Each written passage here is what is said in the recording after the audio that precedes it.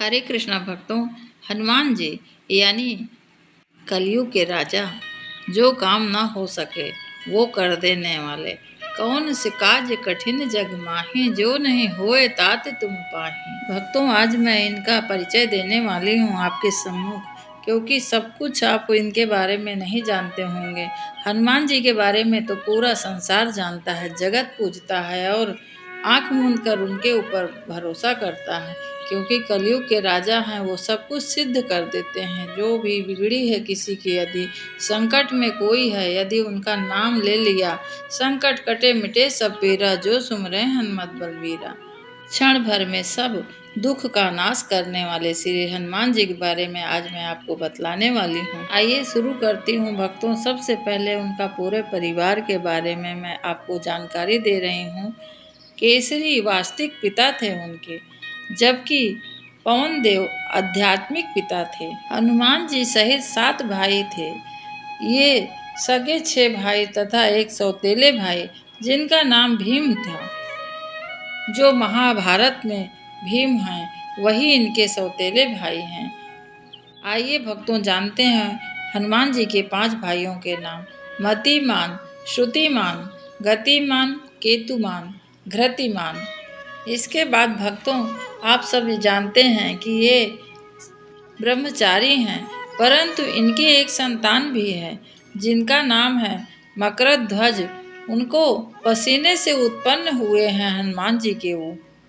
इसके बाद भक्तों, मैं आपको यह भी बतलाने जा रही हूँ कि इनकी एक पत्नी, जिनका नाम सुवर्चला है भक्तों, और ये एक मंदिर आज भी उनका पाया जाता है। यह हैदराबाद के करीब 220 किलोमीटर दूर है।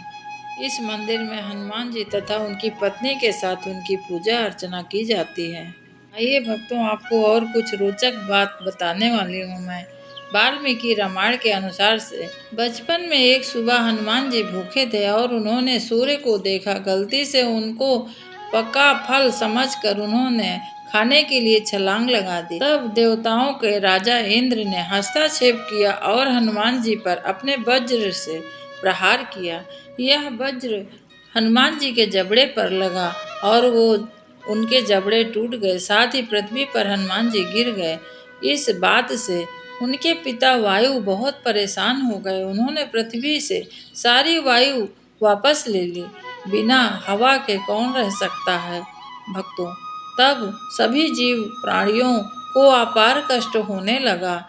इससे प्रेरित होकर शिव ने हस्तक्षेप फिर किया और हनुमान जी को पुनर्जीवित किया, जिसके बदले में वायु ने सभी प्राणियों को जीवन दान दिया। और क्योंकि इंद्र की गलती थी, इसलिए उन्होंने हनुमान को एक वरदान दिया।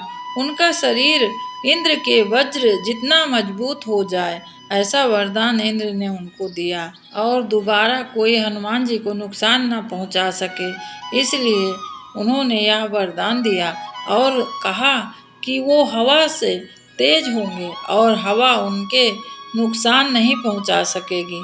ब्रह्मा ने हनुमान को यह भी वरदान दिया कि वे किसी भी ऐसी जगह जा सकते हैं जहां उन्हें रोका ना जा सके। इसलिए सारी इच्छाएं हनुमान को अमर बनाती हैं। जिसके पास अद्वितीय शक्ति और ताकत है। उनके बचपन की एक कथा और है। हिंदू संस्करण में, जो संभवतः पुराना है और 8वीं शताब्दी के जैन धर्म में एक ग्रंथ है, जिसमें हनुमान जी को सूर्य के छलांग लगाकर घातिक साबित होते हैं। वे सूर्य की गर्मी से जलकर राख हो जाते हैं तथा धरती पर गिर जाते हैं। महासागर पर गिरते ही सब देवताओं ने राख को हड्डियों को जमीन पर इकट्ठा कर मछलियों की मदद से उन्हें फिर से जोड़ देते हैं। उनके जबड़े की हड्डी के 2 टुकड़े छोड़कर सब कुछ मिल जाता है। तब उनकी माँ के परदादा ने सूर्य ने जो बच्चे को जीवन दान देने के लिए कहा, सूर्य उसे जीवन का दान दिया। और लेकिन हनुमान जी का जबड़ा विकृत हो गया। कहा जाता है हनुमान जी ने अपना बचपन किष्किंधा में बिताया था। बचपन की एक और घटना है। जो शास्त्र बताते हैं।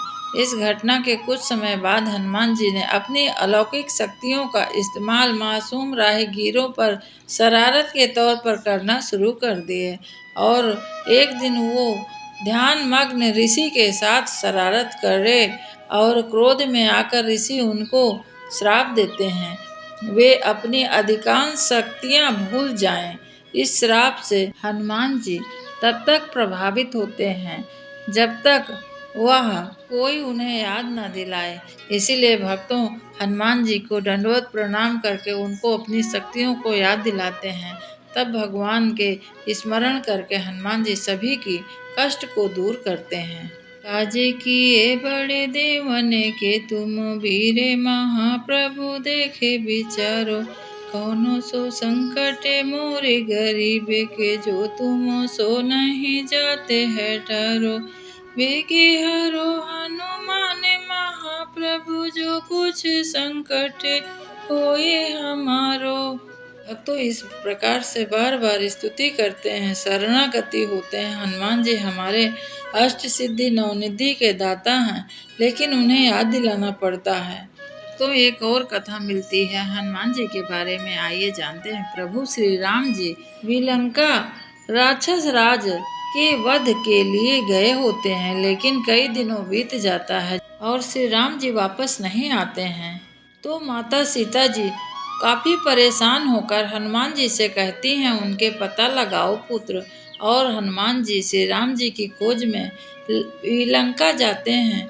वहाँ राक्षस राज को परेशानी देखकर वह समझ जाते हैं कि उनके प्रभु विलंका में ही हैं, लेकिन तमाम कोशिशों के बाद भी उन्हें श्री राम जी का पता नहीं चल पाता है। इसके बाद वह राजभवन से बाहर निकलकर नगर में श्री राम जी की खोज में निकलते हैं और राक्षस राज ने विलंका के द्वार पर एक ग्राम देवी को नियुक्त कर रखा था, जो शत्रुओं को पहचान कर उनका अंत कर देती थी। इसके अलावा उत्तर द्वार पर स्थित विष का सरोवर था, वहीं उसके दक्षिण की ओर एक और तालाब था।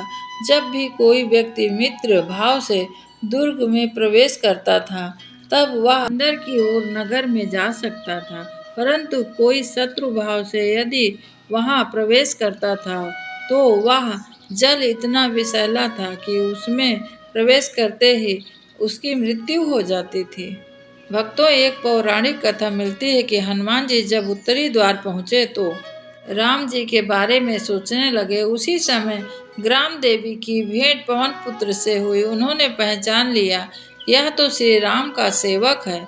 इसके बाद ग्राम देवी हनुमान जी के गले में बैठ गईं, जिससे हनुमान जी का गला प्यास से सूखने लगा। पवन पुत्र ने जलपान किया। जब जल ग्रहण कर ही रहे थे, तब पूरे शरीर में उनके विष फैल गया। उन्होंने अपने प्राण त्याग दिए। काफी समय इस बात को हो गया भक्तों। इसके बाद श्री राम जी के कुछ पता ना चल पाया और पवन पुत्र का भी ऐसे कोई पता ना चल रहा था। पवन देव से पूछा कि आपका पुत्र कहाँ है। वह भी काफी परेशान हुए थे, परंतु उनका पता नहीं मिला और उन्होंने फिर इसे ढूंढना शुरू किया। जब बृहस्पति देव ने बताया कि हनुमान जी की विलंका में मृत्यु हो चुकी है, इसके बाद वायुदेव बहुत दुखी हो गए।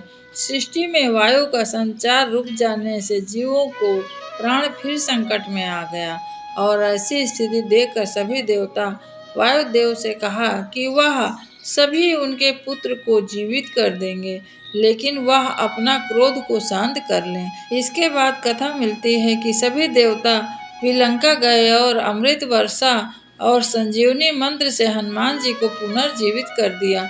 इस तरह हनुमान जी 6 महीना मृत्यु के बाद फिर जीवित हो उठे। बोलिए राजा रामचंद्र की जय। तो यह थी भक्तों हनुमान जी के बारे में कुछ रोचक जानकारी। उम्मीद करती हूँ कि आप सभी को अच्छी लगेगी।